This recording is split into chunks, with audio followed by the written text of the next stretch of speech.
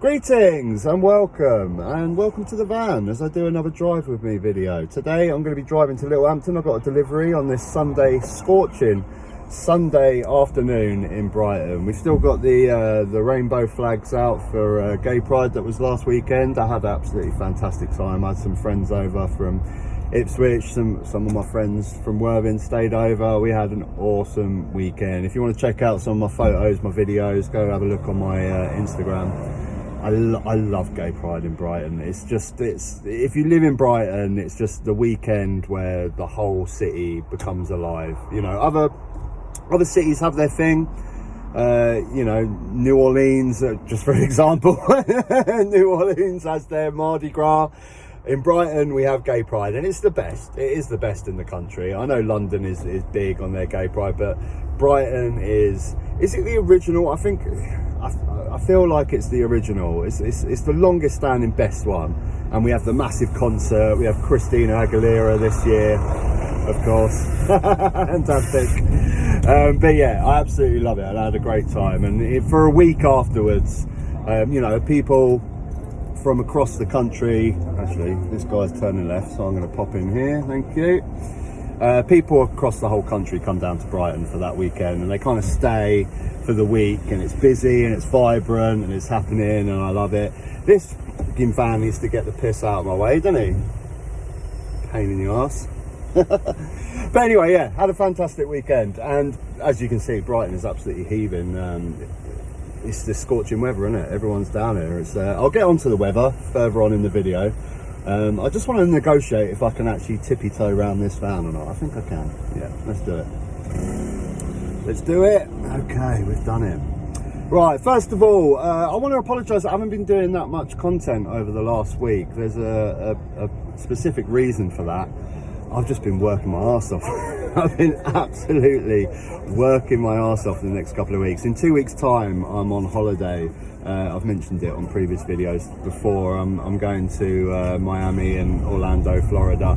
It was a holiday that I was supposed to go on in 2020. It's been postponed about 4 times. I could really do without the expense right now of this holiday, because it's a bloody expensive holiday. But I say it's booked, it's been postponed. I'm thoroughly looking forward to it, but I'm self-employed, and those of you out there who are self-employed may know that, you know, we don't get holiday pay. Most of us don't anyway. So if I'm going to be off on holiday for 2 weeks, I need to damn sure make sure that the bills are paid. Another topic that we'll probably get onto in a bit. Make sure my energy bill is paid, because it's fucking expensive. So yeah, I've just been working so hard. I've been in the van. I've been buying up every single little bit of furniture I can get hold of. Some of my members that watched my day in a life of my job video may know that I also do sort of takeaway delivery, just any money I can get my hands on. That's what my job's about, really. I've got about 5 different revenue sources. I sell furniture predominantly. I do takeaway deliveries. I get a little taste from YouTube. Not much. It's a little bit of pocket money, but you know, it all adds up. And that's basically what I've been doing, but I have been neglecting the YouTube side of it.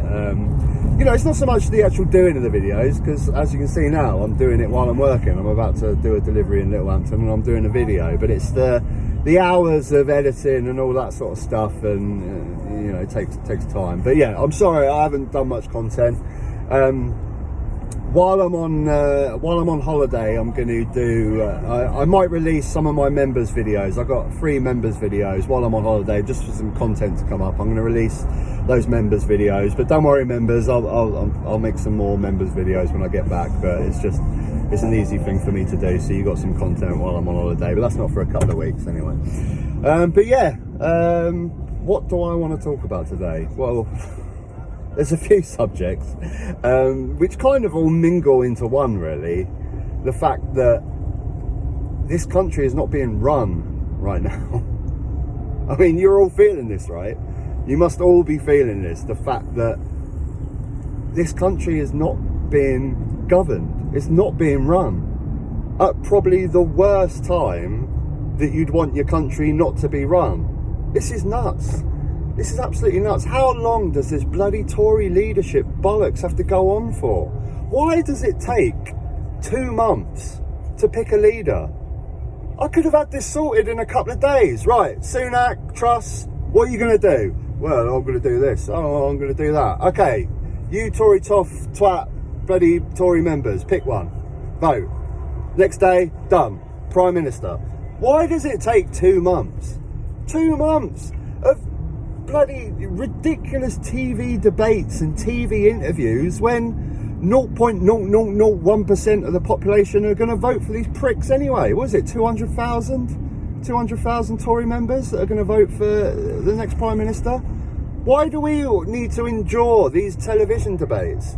Why do we need to constantly see interviews? Why do we have our politicians not doing their fucking jobs of running the country when we need someone more than anything? Cost of living, climate, oh my God, the list goes on. Can someone please run the country? Please. I don't even, at this point, I don't care who it is. You're all useless in that Tory party anyway, but at least just have someone. We can't just have no one running the country. This is absolute madness. It's absolute nuts. And it's doing my head in. It's mental. It's absolutely mental. The problems that this country is facing right now, I touched on it earlier, I'm going to get straight into it. I'm worried about bloody paying my bills. This is why I've been working like a dog the last couple of weeks to try and make sure, okay, granted, it's because I'm going on a nice luxurious holiday to Florida, but I need to make sure my bills are paid. And I'm concerned because my bills are bloody heavy. My electric bill, gas electric's £270 a month now. Again, granted, I have an electric van to charge, so it's a little bit more than anyone else, but it's still ridiculous. And that ain't even the half of it. £5,000 a year they're expecting household energy bills to go up in April. £5,000 a year. It's mental. What is that, like £400 a month? How can anyone afford this? How can anyone afford? What is your average outgoings for your average household?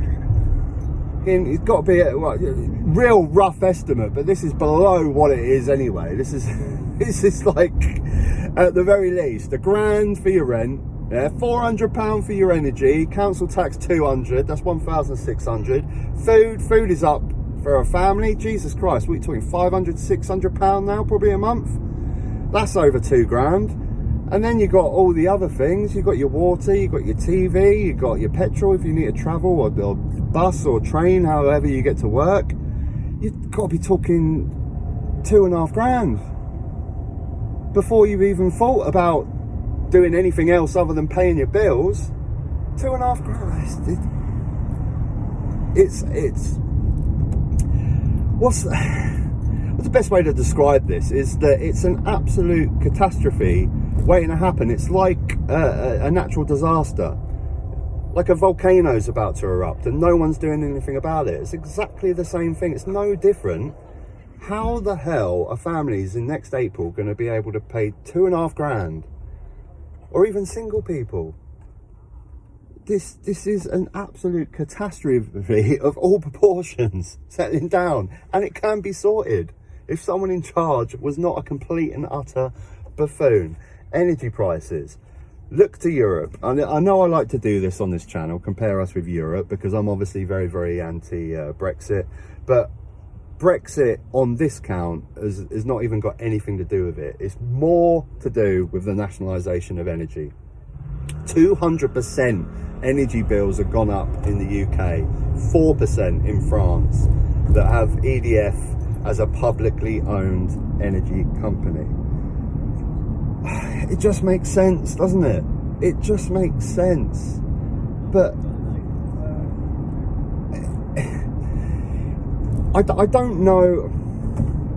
I find it really hard to communicate this point, but the way that this country's population has been brainwashed to absolutely hate any type of policy that might be verging on a little bit of socialism. As soon as they get that little taste of, oh, that might be a little bit socialist, everyone has been trained in this country to go, no, can't have socialism. we can't have it. When, if you describe it in a normal, reasonable way to people, without mentioning the word socialism, they understand that it's a good idea. And nationalisation of energy is such a prime example at this point. How can we help bring down energy bills in this country? Well, if the energy companies were nationalised and weren't making a profit and weren't giving dividends to their shareholders, then the prices would come down. It's just basic mathematics. It's not even economics. It's just basic mathematics. Currently, our energy companies are privately owned. So the price is this much because it's the cost of energy plus the profits, plus the tax, and plus whatever bonuses they want to give out to their shareholders. So it's this high. If it's publicly owned, it's just the cost of the energy plus what it takes to maintain it and get it to our houses. That's it. So it's going to come down. I mean, how do you get past the brainwashing in this country of anything so slightly socialist being demonised? It's just so basic, such a basically good thing to do right now, and it just gets me so frustrated. But you know, this is one of the fights that I've been trying to fight on this channel for the past year or so, and it is this fucking media, talk radio, GB News, the thousands of bloody YouTubers shoving this capitalist free market economy down everyone's throats and getting everyone so scared at the slightest bit of socialism.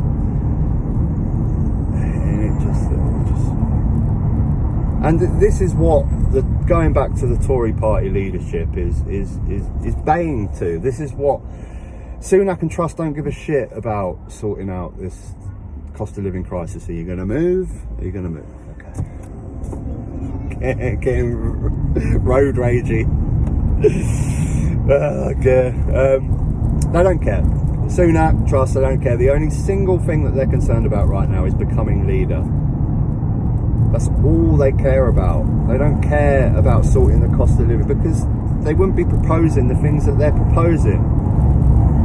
Liz Truss is proposing cutting tax. And we've worked out that cutting tax will save the lowest end of the taxpayers 76p a month. 76 pence will be saved by the lowest taxpayers in this country. How's that going to go towards the rise of £400 a month of energy bills by saving 76 pence? The highest earners, of course, with the tax threshold being brought down, will be saving about £90 a month. Morons, absolute morons. And then you go to Sunak, he just wants to give out more taxpayers' money. How is that? So you're getting taxpayers to pay for the energy companies' bonuses and putting us further into debt. Okay, so we give everyone £400 to help the burden of the energy costs. I mean, it sounds great, but that's coming out of our pockets. That's our tax money that we're going to have to pay back. How about we put a massive tax on the profits of these energy companies? It's hard to comprehend why this is so frowned upon in this country. And I know why. I just explained it. Because the Conservatives in this country do such an amazing job of using the media to brainwash us, to think that good ideas are bad ideas. You know, we go back to the strikers. So many people can't stand those poor railway workers that are striking. They go, greedy bastards. God, these rail workers wanting more money, greedy bastards. But don't care about the energy company shareholders that have been given multi-million bonuses and dividends on their shares. They're not greedy, are they? But the poor working guy down the railway that can't think of how he's going to pay his bills, he's the greedy bastard. It's mental. It's mental that we think this way in this country. And it's hard to get a sway on the opinion of the country, really, whether it is in favour of the strikers and the more right-wing politics, or if people are more favourable now to more socialist policies. I think they have to, really. I mean, once this actually kicks in and people are going to start paying £400 a month on their energy prices, surely popular opinion is going to sway to more socialist policies. It has to. It has to. When you're paying £400 a month, and you know, people say, look, you know, if we nationalise the energy companies, they won't need to make a profit. They'll just be running things. I think do we have to wait until we're all starving and thrown out of our houses for not paying our bills? Do we have to wait for that before public opinion sways? Or maybe public opinion has swayed. But at the end of the day, that's what it's down to. That's what it's down to. It is us still. At the end of the day, I think we're going to have to wait 2 years for another election, but it is still ultimately down to us. I know we have everything against us. I know we have the media against us. We have our stupid voting system against us, but it's still ultimately down to us. And we can't handle this government anymore. Now, I know people have their opinions about the current Labour Party and Keir Starmer, how he's not a socialist, he's not left-leaning enough. But I think the biggest example that we can give to the current climate that we have is the previous Brown government. When I'm just going to shut the window a little bit there. We had a financial crisis in 2008, and we had Gordon Brown in charge. And yeah, he may not have gone to the extremes of what some people wanted, but I'm so glad that he was in charge when that hit, because he'd spent money before on the infrastructure of the country, on the NHS. We were strong. We were strong financially to face something like that. 10 years of Tory government, of public service cuts, of complete depletion of the country, of high streets, of social benefits, has put us in the worst condition to fight another one of these financial crises. And it's scary. It's really scary. What do you guys think? What is your opinion on? Is there even any point asking what your opinion is on what this current government are going to do about it? Because they're going to do fuck all, aren't they? We're just going to have to hope and pray we can see our way through the next couple of years. It's fucking depressing. And that brings me on to the other calamity that's hitting this country at the moment. This fucking weather. Jesus Christ. As I just go past this woman with a bikini on, and this one over here. This weather is mental. God, she's bloody brown, isn't she? Jesus Christ. Could I ever ask for a more perfect example of what the weather is doing in this country than a white English blonde lady that brown? This weather is mental. Have you guys seen the map of Europe? If I can find it, I'll try and put it up on screen. This map that's showing like the drought. I mean, just look at the grass right here, man. It's just barren. All grass is barren. It's like a fucking desert. This map really shocked me when it showed a map of Europe, when it looks like a map of Africa. It looks like the bloody Sahara Desert. This ain't right. This is not right. This should not be happening. And I don't want to fall for that trope of trying to blame this exact thing on climate change, because it's a combination of like the past 10 years. This is just one symptom. We've got the ice caps melting, the endless amounts of hurricanes that we're having. It's all together climate change. Every single little incident like this is just another thing pointing to the fact that we need to do something about this. Is public opinion changing on this as well? I think it's got to be, isn't it?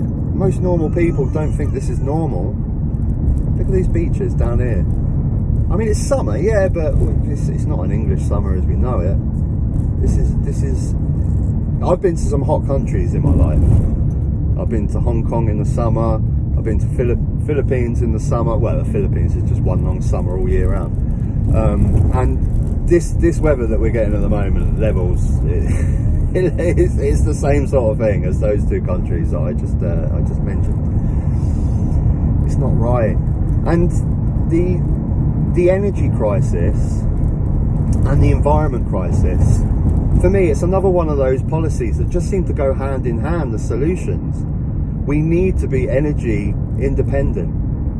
So let's, invest the hell out of tidal energy, out of wind energy, solar energy. Let's get bloody solar panels on every single house in this. How much energy would we have harvested if every single house in this country has solar panels over this summer period? We need to get on that, and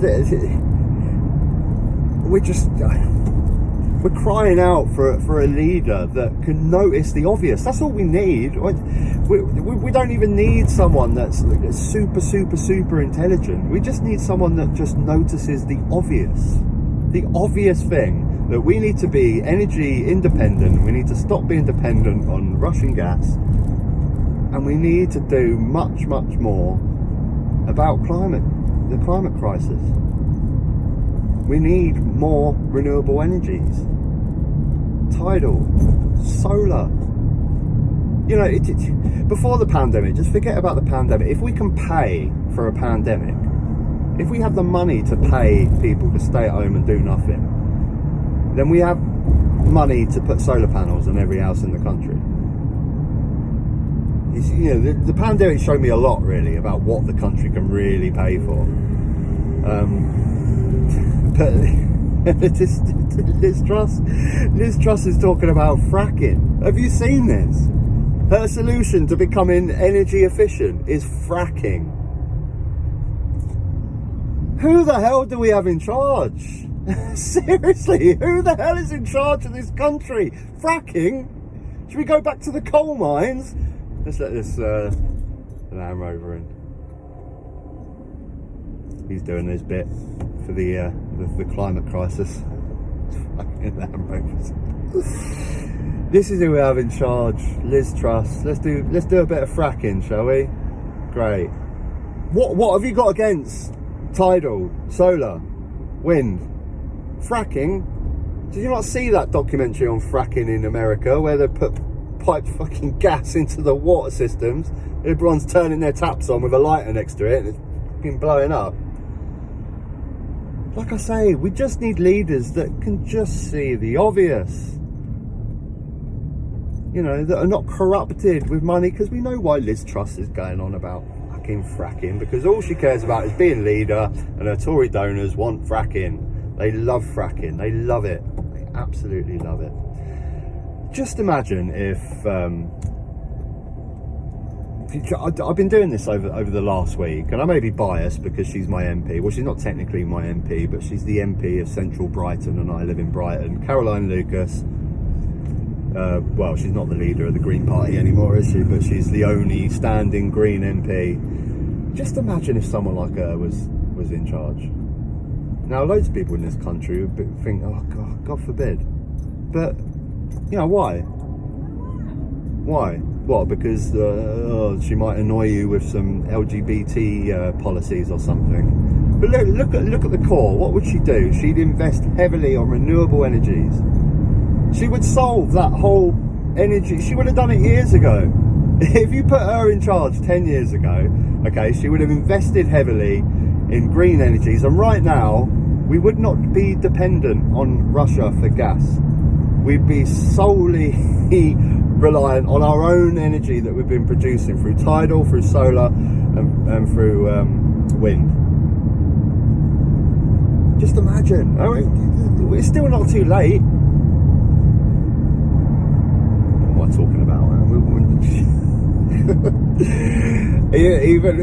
even maybe if she's not gonna get voted in as a Green Party member, but can she jump ship to Labour? Come on. Just imagine if someone like her was in charge.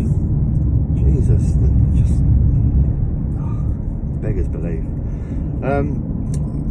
What's your opinions on what you think public opinion is on green issues? Because I know the media, your talk radios and everything are doing a fantastic job of getting people to hate on green policies, and no one sees it as a priority at the moment because we've got the cost of living crisis. But like I just said, they go hand in hand. They really do. They really do. And I still don't see, even in the Labour Party, people pushing forward that message of how the two policies go hand in hand: the environment crisis and solving this reliant on Russian gas.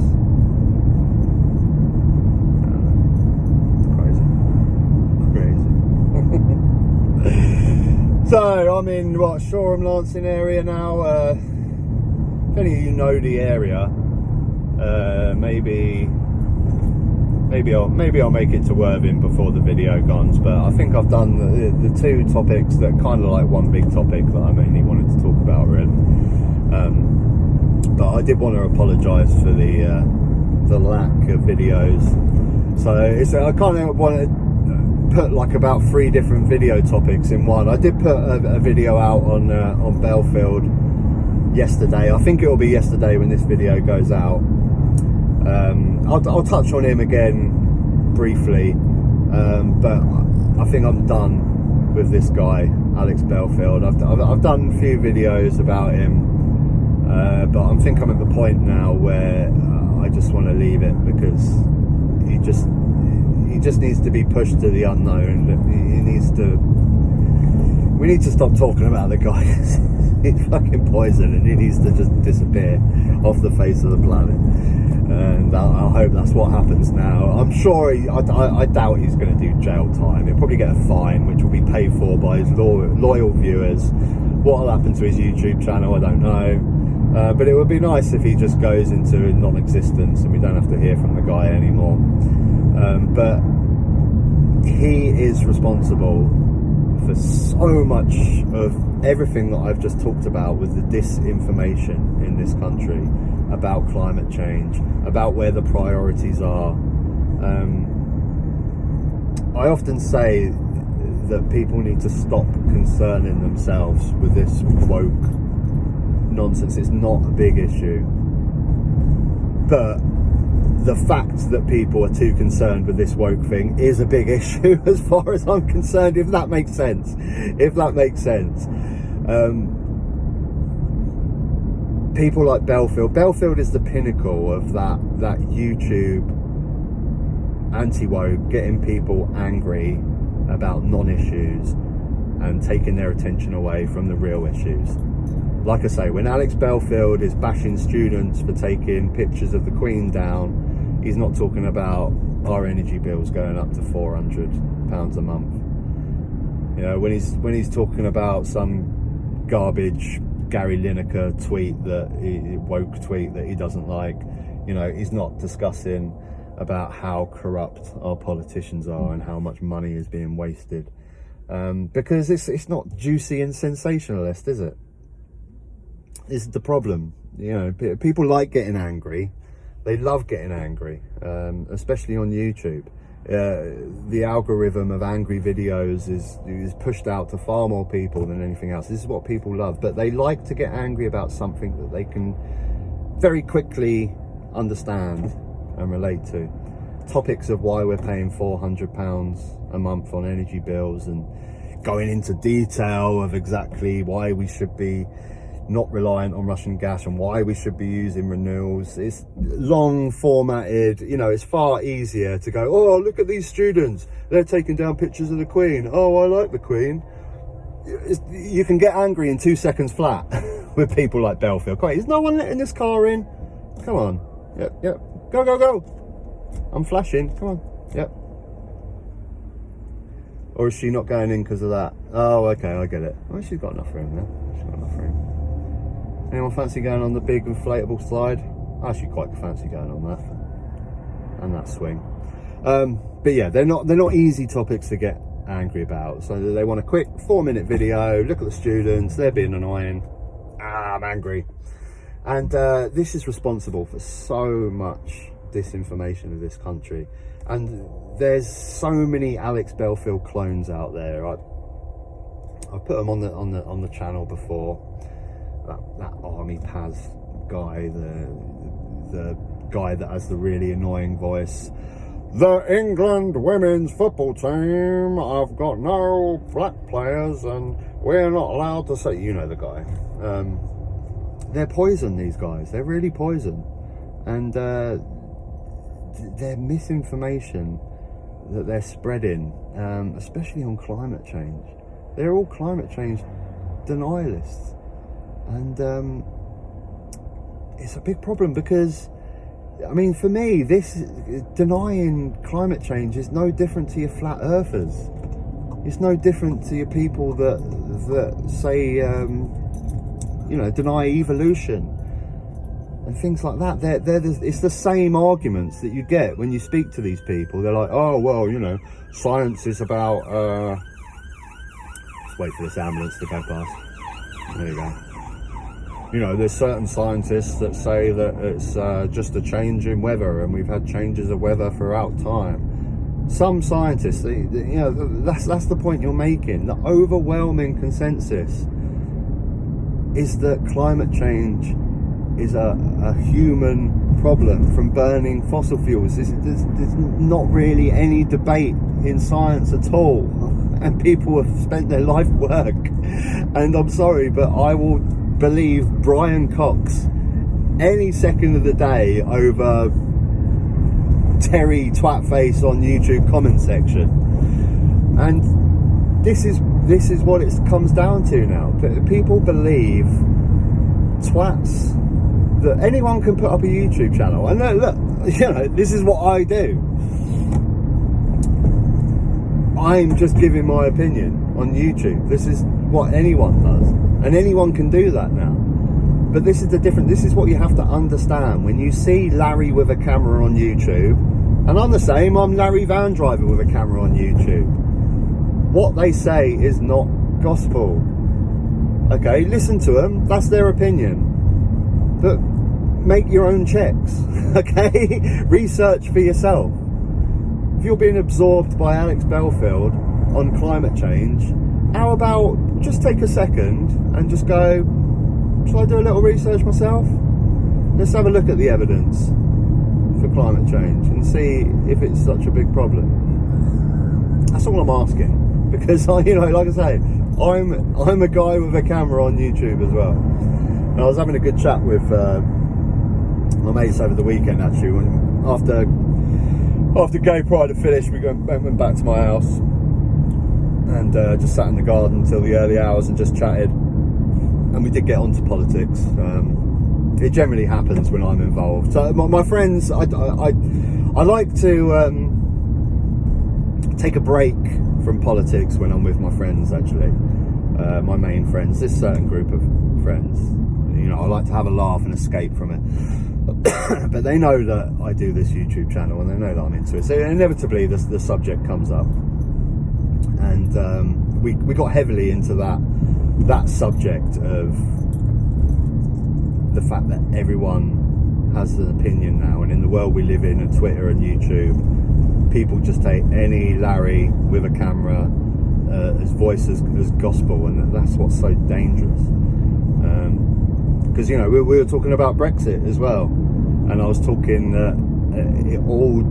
when we all had the vote, none of us knew the ins and outs of trade, European trade, or how the European courts work. None of us knew this bollocks, but for some reason we were expected to learn about all of this, because we had to decide whether we wanted it or not. And it just boils down to whose advice you took at the time, whose opinions you took at the time. You know, if you decided to rely on just some person with a camera on YouTube or Farage, then you probably would have voted one way. If you decided to go down another route, you know, it all depends on the media you absorbed at the time, on which way you voted. And that's what society's come to now. And it's just a barrage of opinions that are all out there for everyone to see, and you just have to try and negotiate your way as best as possible. But look what's logical, guys. I mean, can anyone really stand up in this country and say that they're happy with the way it's run? that we're doing good, that we've got energy sorted. No one could do that, can they? No one can fucking do that. It's absolutely mental. Absolutely mental. What else do I want to talk about? Give me 2 seconds while I think. Well, I'll let this Kia park. Go on, you can do it. You're going to be under pressure because I'm watching you. Don't you hate parking when you got like about... Oh, it's only me actually. You've got one car waiting for you to park and you're under pressure. Under pressure. Yeah, it's hard. We're in Worthing. Beautiful, beautiful Worthing. This is where I grew up. I think I've mentioned that quite a few times on the video. Is that green? You're going green now, aren't you? That traffic light always freaks me out. Right. There was other thing I wanted to talk about. It's bugging the shit out of me. Okay. I need to do this as a sole video actually, but my wife's from the Philippines and she's a nurse at Brighton Hospital, and she's asking me because we've had an influx of Filipino nurses come over the last year, which is great because they're some of the best nurses in the world. They're absolutely fantastic. Result of Brexit, because we know that a lot of the Spanish and Portuguese, European nurses in general, have gone back home, so we're looking further afield for nurses. And like I say, it's not necessarily a bad thing in the nursing field because Filipino nurses are fantastic, some of the best nurses in the world. So we're getting lots in, and she says that a lot of Filipinos, when they come over here, they ask about the politics of the country, and she wants me to do like a video like UK politics for basics or for dummies or something like something like that, which I want to do. I probably will do a video at some point, but it's just hard not to have a political bias, isn't it? Especially when you do a YouTube channel like mine. It's very, very difficult not to have a bias in what I'm saying, and I try and be as balanced as I can, but I don't think it's possible, because if I was going to describe basically the political system in this country and the difference between the two parties, I guess it would go a little something like this. You tell me if this is biased or not. Basically, in this country, you have the choice between two political parties. We have more than two political parties, but only one of the two will really generally get in power because of the voting system that we have, which I can get into later. But basically, you have the Conservative Party, which look after the interests of pretty much everyone that earns £100,000 or more, and you have the Labour Party that will look after the interests of everyone below 100,000 earning a year. The way that I can describe this really is the fact that when you look at borrowing has continuously gone up in this country. When Labour Party during the 90s got a bad rap for spending too much money, but that trend carried on with the Conservatives when they got in power after 2010. Borrowing has constantly gone up and up and up. Difference between the two parties is the way they pay for that borrowing.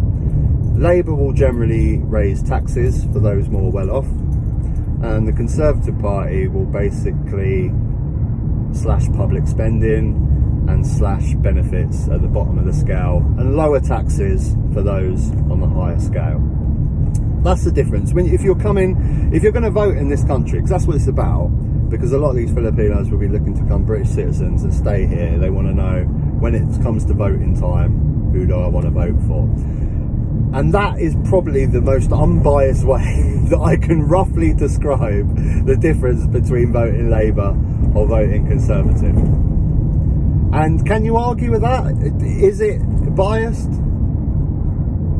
I don't know if I guess it is biased, but it's just true, isn't it? I mean, it's just true. That's how they pay for things. Labour will tax more on the wealthy and spend more on public services like your NHS. So if you're an NHS nurse, you want to be looking to vote Labour. Conservative will be slashing benefits at the bottom. They'll be slashing public spending, reducing the numbers of police, and they'll be reducing tax for big business. whether you think that's a good or bad thing in general is up to you. You know, a lot of people come on the conclusion that you know, lowering tax for big business will mean that they can invest more and create more jobs, and those lazy bastards at the bottom on benefits need to buck up their ideas and not rely on benefits. You know, you can have that opinion, that's fine. You know, you can have that, but just at the very core, that's how the two parties raise money for the borrowing and what they invest their money in. Lower taxes for the rich, more money taken from benefits and public spending for the Conservatives. Labour will raise tax for the rich and have more public spending and better benefits for those at the bottom. That's the basics. I don't think you can complain with any of that, really. But obviously I will do a video at some point, a more drawn out, well thought out research video than just that. But that's what it comes down to. That's the pure basics of it. It really is the pure basics of the difference between the two parties. And I know which one I'd rather have. So, goring by sea. I think we've concluded the end of our video here. Did you enjoy it? Did you watch it all the way through? Fair play to you if you did, and thanks for watching the whole of my video. I really appreciate that. I will be it's going to be a little while, but I've got a couple of weeks more of before I go on holiday. But like I say, I am working tirelessly to pay for this holiday and pay for my bills while I'm away, so the content won't be as fluent as it was before, but I'll be bringing out videos before I go on holiday. Till next time, take care.